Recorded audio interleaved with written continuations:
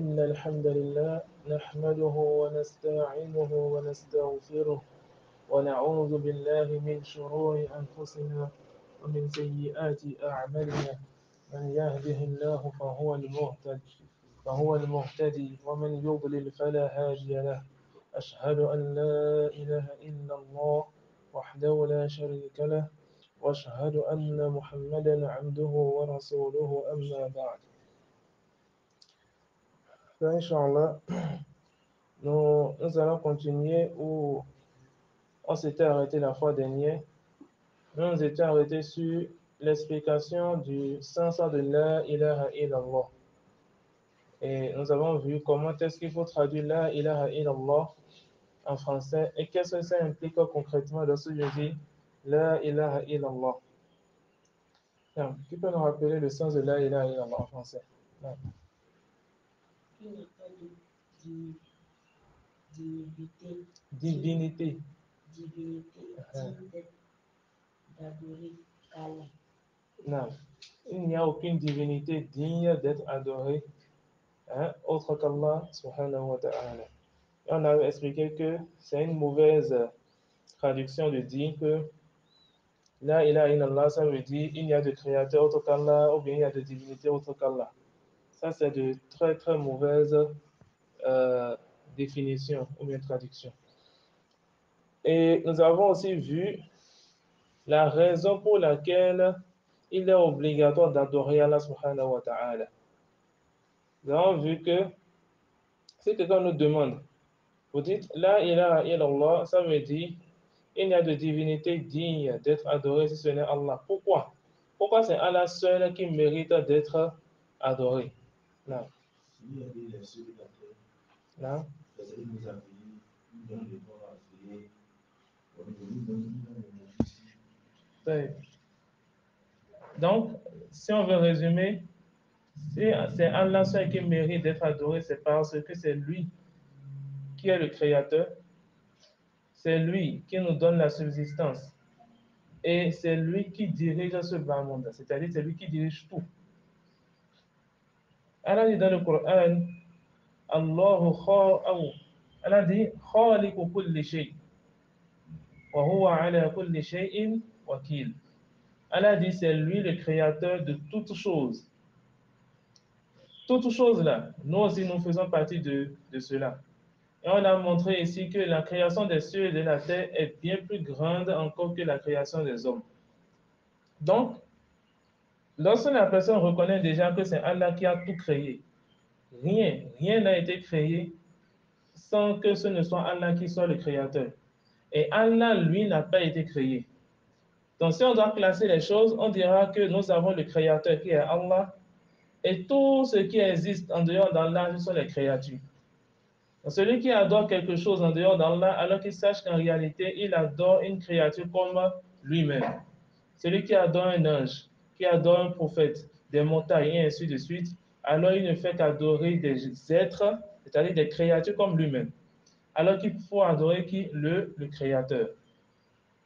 Ensuite, la raison pour laquelle c'est Allah seul qui mérite d'être adoré, c'est le fait que c'est lui le pourvoyeur, c'est lui qui nous donne la subsistance. Nous avons expliqué que la subsistance, c'est que ce soit l'eau, la nourriture, le vent que nous respirons, tout ça fait partie de la subsistance. Et Allah dit dans le Coran, il dit وَمَا خَلَقْتُ الْجِنَّ وَالْإِنسَ إِلَّا لِيَعْبُدُونَ مَا أُرِيدُ مِنْهُمْ مِنْ رِزْقٍ وَمَا أُرِيدُ أَنْ يُطْعِمُونَ إِنَّ اللَّهَ هُوَ الرَّزَّاقُ ذُو الْقُوَّةِ الْمَتِينِ. Allah nous dit que je n'ai créé les djinns et les hommes que pour qu'ils m'adorent. Je ne veux pas d'eux qu'ils me nourrissent. Je ne veux pas d'eux qu'ils me donnent à manger. Inna Allah huwa razzaq. Certes, Allah, c'est lui qui donne. C'est-à-dire, c'est Allah qui donne la subsistance. Il ne veut pas de nous qu'on lui donne quoi que ce soit. Alors que regardez ce que les gens adorent en dehors d'Allah, vous verrez que c'est eux qui nourrissent même ce qu'ils donnent, ce qu'ils adorent en dehors d'Allah subhanahu wa ta'ala. Allah dit Inna Allah huwa razzaq. C'est lui le pourvoyeur.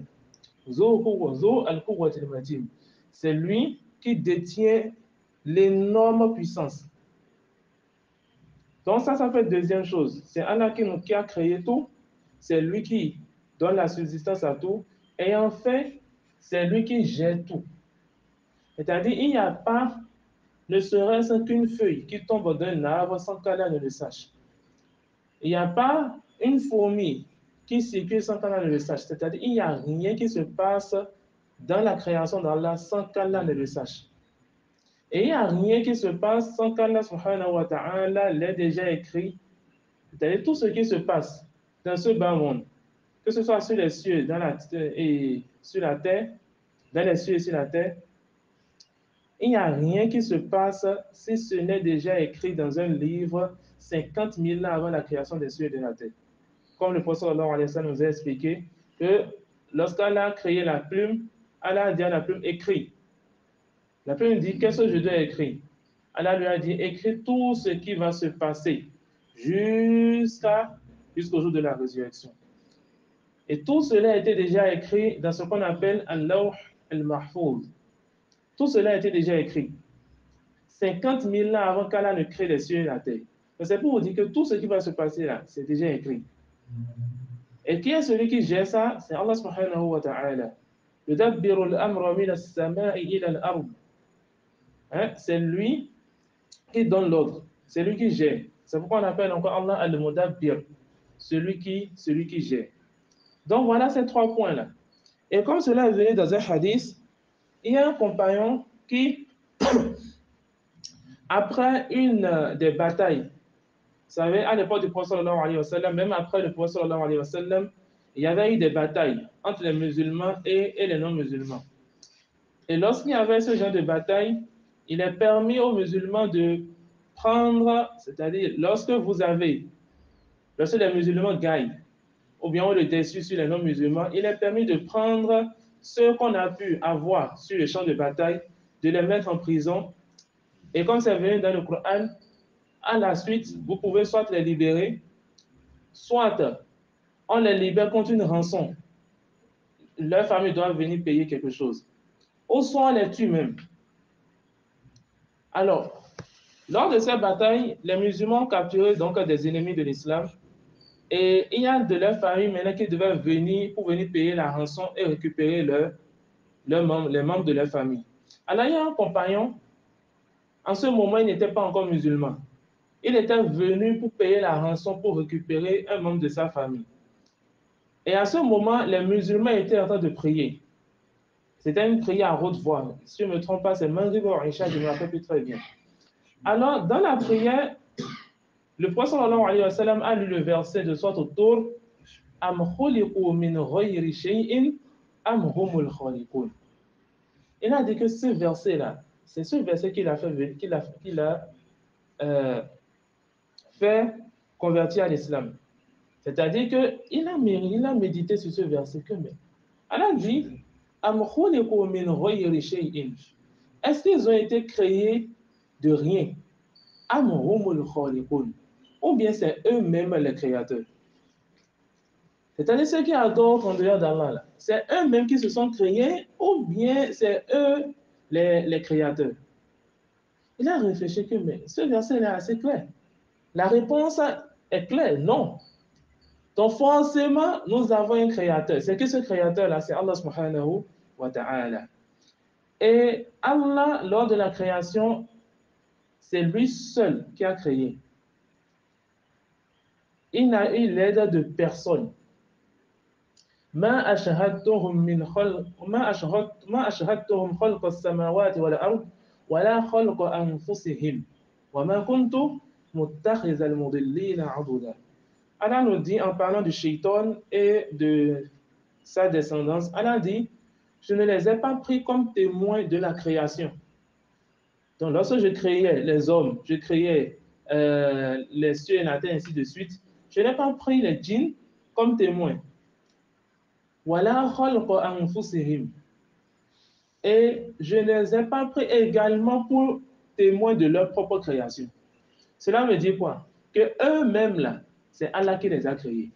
Le shaitan que vous voyez là, c'est Allah qui l'a créé, n'est-ce pas? C'est Allah qui a créé Iblis. Tout ce qui existe, c'est Allah subhanahu wa ta'ala qui a créé cela. Donc voilà des arguments que vous pouvez donner à un non-musulman, ou bien même à un musulman qui ne comprend pas encore vraiment le sens de la ilaha illallah, qui ne comprend pas pourquoi c'est Allah subhanahu wa ta'ala seul qu'il faut adorer. Et donc, rapidement, on avait dit aussi la fois dernière que, Inch'Allah, nous allons continuer aujourd'hui avec la seconde partie. Parce que les 5 piliers, on a vu que le premier pilier, c'est Ashhadu an la ilaha illallah wa ashhadu anna Muhammadan Rasulullah.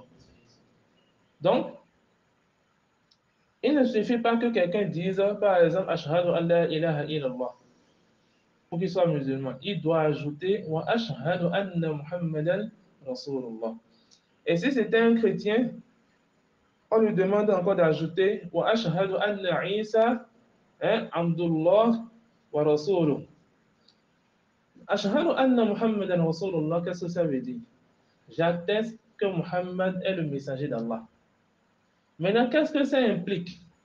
Déjà, si on vous demande, donne-moi une preuve dans votre Coran là, que Muhammad est le messager d'Allah, qu'est-ce qu'on peut apporter comme preuve dans le Coran? Non. Parce que le prophète Issa a aussi la vie du monde. Non, mais on veut les versets. Non. Non. Muhammad Rasulullah. Ça, c'est même très clair. Ça, c'est un verset très clair. C'est le dernier verset de Surat al-Fatih. Allah dit Muhammadun Rasulullah. C'est comme ça qu'on a commencé le verset. Muhammad Rasulullah. Muhammad est le messager d'Allah. Le verset est assez clair. Ça fait un. Donc ceux-là qui disent que en réalité, Jibril devait faire la révélation à Ali, mais qui s'est trompé, je vais parler des chiites, et qui s'est trompé en faisant la révélation au prophète Muhammad sallallahu alayhi wa sallam, nous leur dirons, alors, ce verset-là, comment on va traduire alors ce verset? Allah dit Muhammad Rasulullah. Ça fait un. Allah dit également, Ma kana Muhammadun aba ahadi min rijalikum, walakin Rasulullah, wa khataman nabiyyin. Allah dit dans Surat al-Ahzab, Muhammad n'est pas le père de qui que ce soit, de l'un d'entre vous, mais c'est le messager d'Allah et le dernier des prophètes. Regardez comment c'est clair également. Et vous avez plein de versets comme cela.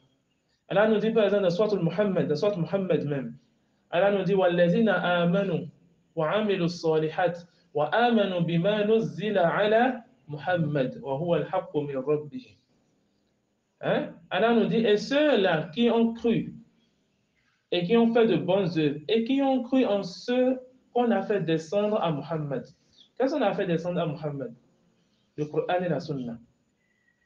Allah dit ceux-là qui ont cru en ceux qu'on a fait descendre à Muhammad, et c'est ça même la vérité venant de leur Seigneur. كَفَّرَ عَنْهُمْ سَيِّئَاتِهِمْ. Allah va effacer leurs péchés. وَأَصْلَحَ بَالَهُمْ. Et il va améliorer leur situation. Et vous avez plein de versets comme ça. Vous avez plein de versets comme ça qui sont venus dans le Coran, qui nous montrent que le prophète Muhammad sallallahu alayhi wa sallam est bien le messager d'Allah. Et comme Allah le dit également, قُلْ أَنَا بَشَرٌ مِثْلُكُمْ يُوحَى إِلَيَّ أَنَّمَا إِلَهُكُمْ إِلَهٌ وَاحِدٌ. Allah dit au prophète sallallahu alayhi wa sallam, dit, c'est-à-dire adresse-toi aux gens et dis-leur, moi Muhammad, je ne suis qu'un homme comme vous. Regarde, suivez bien ce verset. Je ne suis qu'un homme comme vous. Cette partie du verset nous montre quoi? Que le prophète sallallahu alayhi wa sallam ne doit pas être adoré en dehors d'Allah. C'est un homme. C'est une créature d'Allah subhanahu wa ta'ala. Et c'est la meilleure des créatures. C'est-à-dire de tout ce qu'Allah a créé, c'est celui qu'il aime le plus, c'est ça, Muhammad sallallahu alayhi wa sallam. Mais maintenant, regardez, dans cette partie du verset nous montre que ce n'est pas permis d'adorer Allah, d'adorer un fouet, d'adorer le prophète Muhammad sallallahu alayhi wa sallam. Allah dit, Qul ana basharun mithlukum. Je suis un homme comme vous. Mais quelle est la différence entre lui et nous? Yuha ilayya annama ilahukum ilahun wahid. La différence entre le prophète Muhammad sallallahu alayhi wa sallam et tous les autres, et nous autres, c'est quoi? C'est que lui, là, on lui a fait la révélation. Et celui à qui on fait la révélation, c'est un messager. Vous voyez un peu. Donc vous avez plein de versets comme ça dans le Coran qui nous montrent que le prophète sallallahu alayhi wa sallam est bien le messager d'Allah. Et comme l'a rapporté le Cheikh Mohammed ibn Abdul Wahhab dans son livre Usul al-Thalatha, parmi les preuves, il dit لقد جاءكم رسول من أنفسكم عزيز عليه ما عنتم حريص عليكم بالمؤمنين رؤوف رحيم. Voilà un verset très clair. Allah s'adresse aux gens et dit لقد جاءكم رسول من أنفسكم. C'est un messager est venu parmi vous, d'entre vous. Quand vous prenez Quraysh, le prophète sallallahu alayhi wa sallam était de Quraysh. Et malgré que ce soit un messager parmi eux, ils n'ont pas cru en lui. Allah nous dit que c'est un messager parmi vous qui vous est venu. Et c'est qui? C'est le prophète Muhammad sallallahu alayhi wa sallam. Donc vous avez plein de versets comme cela. Maintenant que nous savons que le prophète Muhammad sallallahu alayhi wa sallam, c'est bien le messager d'Allah. Vous verrez que à chaque fois, on essaie juste d'apporter des versets. N'est-ce pas? Pourquoi je me limite souvent aux versets? Vous avez plein de hadiths qui nous prouvent tout ce que nous disons là.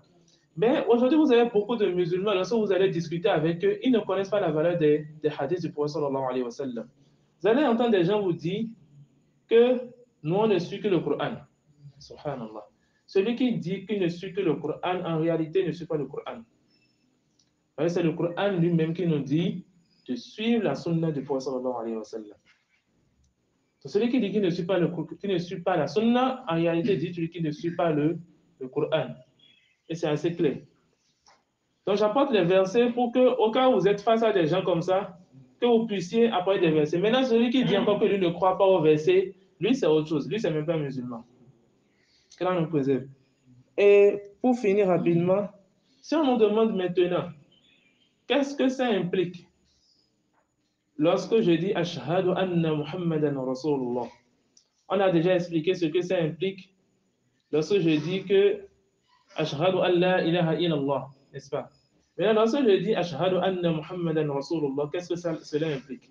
Alors, les savants disent, cela implique ta'atuhu fima amar wa tasdiquhu fima akhbar wa jatinabu ma naha anhu wa zajar wa an la yu'bada Allahu illa bima shara'a. Les savants disent que ça implique quatre choses. La première des choses, ta'atuhu fima amar. Ça implique que je dois lui obéir dans tout ce qu'il m'ordonne. C'est-à-dire le prophète sallallahu alayhi wa sallam. Wa tasdiquhu fima akhbar. Je dois croire en tout ce dont il m'informe. Tout ce que le prophète sallallahu alayhi wa sallam nous a donné comme information. Je dois croire en cela. Wa jatinabu ma naha anhu wa zajar. Je dois m'éloigner de tout ce qu'il nous a interdit. Wa an la yu'bada Allahu illa bima shara'a. Et je ne dois adorer Allah que par ce que le prophète sallallahu alayhi wa sallam a légiféré, a permis. Lorsque je dis que j'atteste que Muhammad sallallahu alayhi wa sallam est le messager d'Allah, voilà les quatre choses qu'on doit retrouver en moi. La première des choses, ta'atuhu fima amar. Le fait de lui obéir dans tout ce qu'il nous ordonne. Comment est-ce qu'on saura ce que le prophète sallallahu alayhi wa sallam nous a ordonné? C'est en retournant dans la sunna. Parce que les ordres du prophète sallallahu alayhi wa sallam, ses interdits, ses informations et autres, sont venus où? Dans la sunna. Le Coran, ça c'est la parole d'Allah, n'est-ce pas? La sunna, ça c'est ce qui a été rapporté du prophète sallallahu alayhi wa sallam. Donc pour savoir ça, je dois lire les hadiths. Je dois chercher à comprendre le sens des hadiths et ainsi de suite. Donc le musulman ne se limite pas au Coran. Si tu te limites au Coran, tu ne peux pas pratiquer l'islam. Si tu te limites au Coran, tu ne peux pas prier par exemple. Parce que nulle part on nous a décrit comment faire la prière dans le Coran. Comment tu vas prier si tu ne retournes pas au hadith? Donc, et Allah nous dit dans le Coran, Ati'u Allah wa ati'u Rasul. Obéissez à Allah et obéissez au messager, c'est-à-dire le prophète sallallahu alayhi wa sallam. Ça, c'est une première preuve. Allah nous dit, Man ata'a Rasul, ou man yuti'i Rasul, faqad ata'a Allah. Et quiconque obéit au messager a cette obéi à Allah. Regardez toutes ces preuves-là. Et Allah nous dit également وَمَنْ يُشَقِّقِ الرَّسُولِ مِنْ بَعْدِ مَا تَبَيَّنَ لَهُ الْهُدَى وَيَتَّبِعْ غَيْرَ سَبِيلِ الْمُؤْمِنِينَ نُوَلِّهِ مَا تَوَلَّى وَنُصْلِهِ جَهَنَّمَ. Quiconque fait cession, c'est-à-dire quiconque se détourne de la voie du prophète sallallahu alayhi wa sallam, Allah nous dit dans la suite du verset نُوَلِّهِ مَا تَوَلَّى. On va lui jeter ce qui s'est jeté وَنُصْلِهِ جَهَنَّمَ. Et on va le mettre en enfer. Et ainsi de suite. Je pense qu'on va s'en arrêter là et peut-être continuer, Inch'Allah, demain sur ces 4 points-là. Donc, voilà un peu ce qu'on peut dire concernant déjà ce que ça implique lorsque je dis Ashhadu anna Muhammadan Rasulullah. On va s'en arrêter là, Inch'Allah. Subhanaka Allahumma wa bihamdik. Non. Si une femme musulmane meurt par un accouchement comme ça,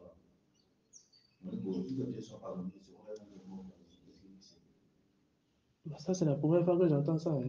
C'est comme ceux qui ont fait le djihad. Si une femme musulmane meurt comme ça par un accouchement, après l'accouchement, quelque chose après, ça cause l'accouchement de maintenant, supporter la douleur. Je comprends bien ce que vous dites, mais moi, je ne sais pas. Donc, je ne vais pas dire si c'est vrai ou bien si c'est faux. Je ne sais pas, donc je vais aussi chercher. Il faut savoir qu'il y a beaucoup de choses que les gens racontent. Hein. Les gens ce que l'on fait pour bien faire comprendre. Pas sortir dans les têtes. Ça, c'est des trucs à côté. Peut-être que ce qu'on a dit aujourd'hui, c'est compris. Non, c'est pas compris. Ah. Est-ce qu'il y a des questions par rapport à ce qu'on a dit aujourd'hui? Ce que nous disons là, le musulman, il faut savoir que le musulman, c'est comme un ambassadeur. Le musulman, c'est l'ambassadeur de l'islam. Donc, partout où tu te retrouves, tu dois pouvoir défendre l'islam. Et lorsqu'on dit défendre l'islam, on ne défend pas l'islam dans le faux. On défend l'islam dans le vrai. Et vous allez remarquer, il y a beaucoup de personnes, en voulant défendre l'islam, ils causent encore plus de tort à l'islam. En voulant défendre l'islam, par exemple, ils mentent sur l'islam. Je vais vous donner un exemple. Quelqu'un qui est en train de débattre peut-être avec un chrétien. Déjà, je vous déconseille fortement de rentrer dans les débats. Parce que quand tu n'as pas assez de science, wallahi, les débats, c'est très dangereux pour toi. Vous allez voir même beaucoup de personnes sur Internet et consorts qui sont en train de faire des débats. Mais quand vous prenez beaucoup, wallah, ils n'ont même pas de base dans la religion. Je vais vous donner un exemple. Quelqu'un qui est en train de faire un débat avec un homme musulman. Et ce dernier-là lui dit que, derrière même là, ça c'est quelle religion ça, où on dit qu'on peut prendre des esclaves. Suivez bien, hein? Alors, ce dernier-là, ce musulman-là, puisque lui n'a pas assez de science, il va dire par exemple que non, quel esclavage? Non, l'esclavage est aboli en islam. C'est-à-dire que ce n'est pas permis de prendre des esclaves en islam. Est-ce que c'est vrai ça? Parce que lui n'a pas de science. Qu'est-ce qu'il devait faire? Ah, vraiment, je ne sais pas. Ou bien, mais le fait que lui, il veut défendre l'islam à tout prix, alors qu'il ne sait pas, il crée encore plus de mal à l'islam. Je vous donne l'exemple de l'esclavage. Il faut savoir que l'esclavage est bien permis en islam. Maintenant, si à notre époque, là, il n'y a plus d'esclaves, ça c'est autre chose. Mais généralement, lorsque les gens parlent d'esclavage, ils confondent avec l'esclavage que les Blancs sont venus nous faire. Ce n'est pas ça en islam. Hein. Lorsqu'on parle de l'esclavage en islam, le propriétaire, il a encore des devoirs envers son esclave. Par exemple, dès que tu gifles ton esclave, dès que tu frappes ton esclave, tu dois le libérer. Est-ce que c'est comme ça l'esclavage des Blancs? Tu le nourris comme tu te nourris. Vous voyez un peu? Quand vous regardez même les règles de l'esclavage, vous vous dites, mais c'est vraiment de l'esclavage. Mais puisque ce dernier n'a pas appris, il ne sait pas, alors qu'est-ce qu'il va faire? Il va vouloir défendre l'islam dans le faux. C'est pourquoi vraiment il faut qu'on apprenne. Nous, on doit défendre l'islam, mais dans la vérité. Si quelqu'un ne veut pas accepter ça, c'est son problème. Donc Allah nous facilite et qu'il nous donne la bonne compréhension. سبحانك اللهم وبحمدك أشهد أن لا إله إلا أنت أستغفرك وأتوب إليك والسلام عليكم ورحمة الله وبركاته. Ça fait un. Elle a dit également ما كان محمد أبا أحد من رجالكم ولكن رسول الله. خاتم النبيين. Allah dit dans Surat Al-Ahzab, Muhammad n'est pas le père de qui que ce soit, de l'un d'entre vous, mais c'est le messager d'Allah et le dernier des prophètes. Regardez comment c'est clair également. Et vous avez plein de versets comme cela. Allah nous dit par exemple dans Surat Muhammad même, Allah nous dit وَالَّذِينَ آمَنُوا وَعَمِلُوا الصَّالِحَاتِ وَآمَنُوا بِمَا نُزِّلَ عَلَى مُحَمَّدٍ وَهُوَ الْحَقُّ مِنْ رَبِّهِ. Allah nous dit, et ceux-là qui ont cru et qui ont fait de bonnes œuvres et qui ont cru en ceux qu'on a fait descendre à Muhammad. Qu'est-ce qu'on a fait descendre à Muhammad? Le Coran et la Sunna. Allah dit ceux-là qui ont cru en ceux qu'on a fait descendre à Muhammad, et c'est ça même la vérité venant de leur Seigneur. كَفَّرَ عَنْهُمْ سَيِّئَاتِهِمْ. Allah va effacer leurs péchés. وَأَصْلَحَ بَالَهُمْ. Et il va améliorer leur situation. Et vous avez plein de versets comme ça. Vous avez plein de versets comme ça qui sont venus dans le Coran, qui nous montrent que le prophète Muhammad sallallahu alayhi wa sallam est bien le messager d'Allah. Et comme Allah le dit également, قُلْ أَنَا بَشَرٌ مِثْلُكُمْ يُوحَى إِلَيَّ أَنَّمَا إِلَهُكُمْ إِلَهٌ وَاحِدٌ. Allah dit au prophète sallallahu alayhi wa sallam, dit, c'est-à-dire adresse-toi aux gens et dis-leur, moi Muhammad, je ne suis qu'un homme comme vous. Regarde, suivez bien ce verset. Je ne suis qu'un homme comme vous. Cette partie du verset nous montre quoi? Que le prophète sallallahu alayhi wa sallam ne doit pas être adoré en dehors d'Allah. C'est un homme. C'est une créature d'Allah subhanahu wa ta'ala. Et c'est la meilleure des créatures. C'est-à-dire de tout ce qu'Allah a créé, c'est celui qu'il aime le plus, c'est ça, Muhammad sallallahu alayhi wa sallam. Mais maintenant, regardez, dans cette partie du verset nous montre que ce n'est pas permis d'adorer Allah, d'adorer un fouet, d'adorer le prophète Muhammad sallallahu alayhi wa sallam. Allah dit, Qul ana basharun mithlukum. Je suis un homme comme vous. Mais quelle est la différence entre lui et nous? Yuha ilayya annama ilahukum ilahun wahid. La différence entre le prophète Muhammad sallallahu alayhi wa sallam et tous les autres, et nous autres, c'est quoi? C'est que lui, là, on lui a fait la révélation. Et celui à qui on fait la révélation, c'est un messager. Vous voyez un peu? Donc, vous avez plein de versets comme ça dans le Coran qui nous montrent que le prophète sallallahu alayhi wa sallam est bien le messager d'Allah. Et comme l'a rapporté le Cheikh Mohammed ibn Abdul Wahhab dans son livre Usul al-Thalatha, parmi les preuves, il dit لَقَدْ جَاءَكُمْ رَسُولٌ مِّنْ أَنفُسِكُمْ عَزِيزٌ عَلَيْهِ مَا عَنِتُّمْ حَرِيصٌ عَلَيْكُمْ بِالْمُؤْمِنِينَ رَءُوفٌ رَحِيمٌ. Voilà un verset très clair. Allah s'adresse aux gens et dit لَقَدْ جَاءَكُمْ رَسُولٌ مِّنْ أَنفُسِكُمْ. C'est un messager est venu parmi vous, d'entre vous. Quand vous prenez Quraysh, le prophète sallallahu alayhi wa sallam était de Quraysh. Et malgré que ce soit un messager parmi eux, ils n'ont pas cru en lui. Allah nous dit que c'est un messager parmi vous qui vous est venu. Et c'est qui? C'est le prophète Muhammad sallallahu alayhi wa sallam. Donc vous avez plein de versets comme cela. Maintenant que nous savons que le prophète Muhammad sallallahu alayhi wa sallam, c'est bien le messager d'Allah. Vous verrez que à chaque fois, on essaie juste d'apporter des versets. N'est-ce pas? Pourquoi je me limite souvent aux versets? Vous avez plein de hadiths qui nous prouvent tout ce que nous disons là. Mais aujourd'hui, vous avez beaucoup de musulmans, lorsque vous allez discuter avec eux, ils ne connaissent pas la valeur des hadiths du prophète sallallahu alayhi wa sallam. Vous allez entendre des gens vous dire que nous, on ne suit que le Coran. Subhanallah. Celui qui dit qu'il ne suit que le Coran, en réalité, ne suit pas le Coran. C'est le Coran lui-même qui nous dit de suivre la sunna du prophète sallallahu alayhi wa sallam. Donc, celui qui dit qu'il ne suit pas la sunna, en réalité, dit celui qui ne suit pas le Coran. Et c'est assez clair. Donc, j'apporte les versets pour que, au cas où vous êtes face à des gens comme ça, que vous puissiez apporter des versets. Maintenant, celui qui dit encore que lui ne croit pas aux versets, lui, c'est autre chose. Lui, c'est même pas musulman. Que l'on nous préserve.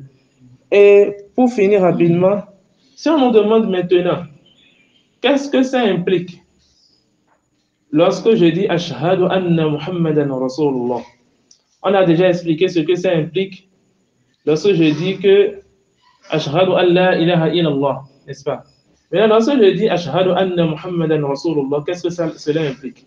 Alors, les savants disent, cela implique طاعته فيما أمر وتصديقه فيما أخبر واجتناب ما نهى عنه وزجر وألا يعبد الله إلا بما شرع. Les savants disent que ça implique 4 choses. La première des choses, طاعته فيما أمر. Ça implique que je dois lui obéir dans tout ce qu'il m'ordonne. C'est-à-dire le prophète sallallahu alayhi wa sallam. وتصديقه فيما أخبر. Je dois croire en tout ce dont il m'informe. Tout ce que le prophète nous a donné comme information, je dois croire en cela. Je dois m'éloigner de tout ce qu'il nous a interdit.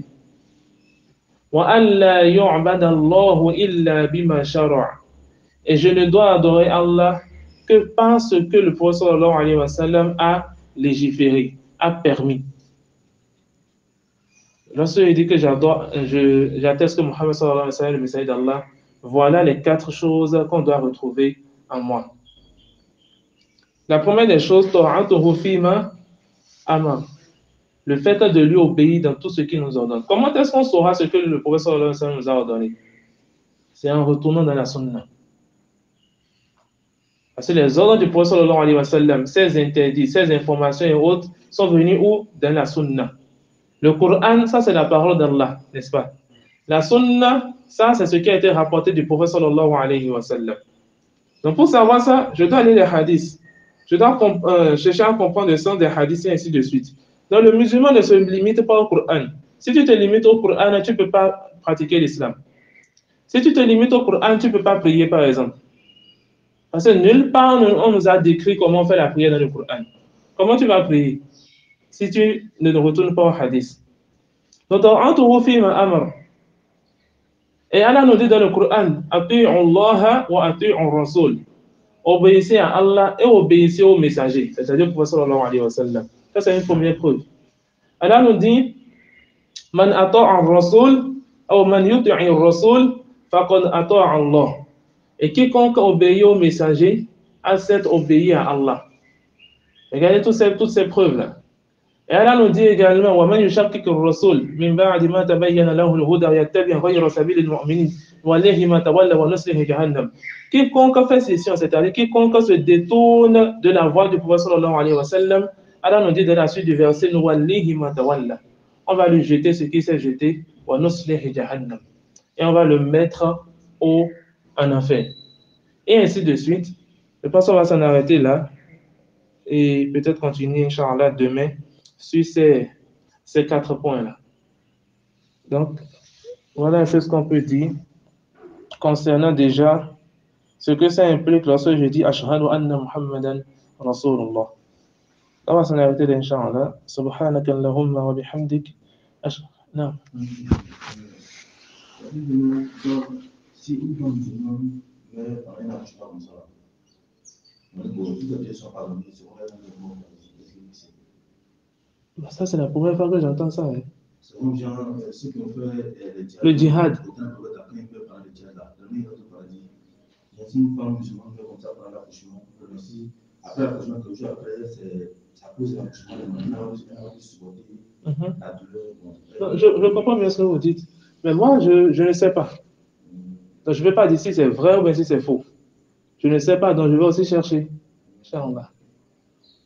Il faut savoir qu'il y a beaucoup de choses que les gens racontent. Hein. Les gens chez eux, pour mieux faire comprendre. Pas surtout dans les cas. Ça, c'est des trucs à côté. Peut-être que ce qu'on a dit aujourd'hui, c'est compris. Non, c'est pas compris. Ah. Est-ce qu'il y a des questions par rapport à ce qu'on a dit aujourd'hui? Ce que nous disons là, le musulman, il faut savoir que le musulman, c'est comme un ambassadeur. Le musulman, c'est l'ambassadeur de l'islam. Donc, partout où tu te retrouves, tu dois pouvoir défendre l'islam. Et lorsqu'on dit défendre l'islam, on ne défend pas l'islam dans le faux. On défend l'islam dans le vrai. Et vous allez remarquer, il y a beaucoup de personnes, en voulant défendre l'islam, ils causent encore plus de tort à l'islam. En voulant défendre l'islam, par exemple, ils mentent sur l'islam. Je vais vous donner un exemple. Quelqu'un qui est en train de débattre peut-être avec un chrétien. Déjà, je vous déconseille fortement de rentrer dans les débats. Parce que quand tu n'as pas assez de science, wallahi, les débats, c'est très dangereux pour toi. Vous allez voir même beaucoup de personnes sur Internet et consorts qui sont en train de faire des débats. Mais quand vous prenez beaucoup, wallah, ils n'ont même pas de base dans la religion. Je vais vous donner un exemple. Quelqu'un qui est en train de faire un débat avec un homme musulman. Et ce dernier-là lui dit que, derrière même là, ça c'est quelle religion ça, où on dit qu'on peut prendre des esclaves. Suivez bien, hein? Alors, ce dernier-là, ce musulman-là, puisque lui n'a pas assez de science, il va dire par exemple que non, quel esclavage? Non, l'esclavage est aboli en islam. C'est-à-dire que ce n'est pas permis de prendre des esclaves en islam. Est-ce que c'est vrai ça? Parce que lui n'a pas de science. Qu'est-ce qu'il devait faire? Ah, vraiment, je ne sais pas. Ou bien, mais le fait que lui, il veut défendre l'islam à tout prix, alors qu'il ne sait pas, il crée encore plus de mal à l'islam. Je vous donne l'exemple de l'esclavage. Il faut savoir que l'esclavage est bien permis en islam. Maintenant, si à notre époque, là, il n'y a plus d'esclaves, ça c'est autre chose. Mais généralement, lorsque les gens parlent d'esclavage, ils confondent avec l'esclavage que les Blancs sont venus nous faire. Ce n'est pas ça en islam. Hein. Lorsqu'on parle de l'esclavage en islam, le propriétaire, il a encore des devoirs envers son esclave. Par exemple, dès que tu gifles ton esclave, dès que tu frappes ton esclave, tu dois le libérer. Est-ce que c'est comme ça l'esclavage des Blancs? Tu le nourris comme tu te nourris. Vous voyez un peu? Quand vous regardez même les règles de l'esclavage, vous vous dites, mais c'est vraiment de l'esclavage. Mais puisque ce dernier n'a pas appris, il ne sait pas, alors qu'est-ce qu'il va faire? Il va vouloir défendre l'islam dans le faux. C'est pourquoi vraiment il faut qu'on apprenne. Nous, on doit défendre l'islam, mais dans la vérité. Si quelqu'un ne veut pas accepter ça, c'est son problème. Non, donc Allah nous facilite et qu'il nous donne la bonne compréhension. سبحانك اللهم وبحمدك أشهد أن لا إله إلا أنت أستغفرك وأتوب إليك والسلام عليكم ورحمة الله وبركاته